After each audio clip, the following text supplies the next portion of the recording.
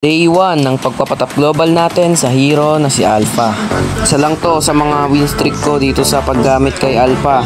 Pero kung gusto nyo naman mag-improve para magpatap global din kayo ng mga heroes, pwede namang wag kayo mag-solo. Pwede namang mag-duo, trio, kasi mas mahirap mag-solo kapag nagpapatap global ka. Wala pa akong isang linggo naglalaro ng Alpha, pero meron na tayong beginner badge number 10 kay Alpha. Sa item set ko, inuuna kong i-build ang War Axe.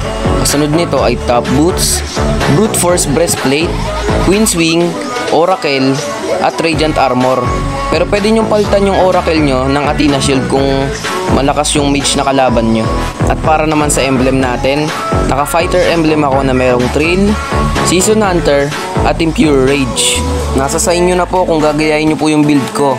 At 77.7% nga po pala yung win rate ko dito at 18 matches pa lang ako ngayong current season.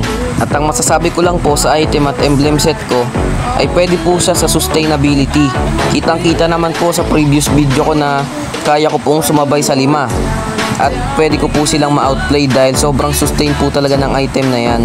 Yun lang, sana may natutunan kayo sa video na to at kung may natutunan kayo, please like, comment and subscribe. Thank you.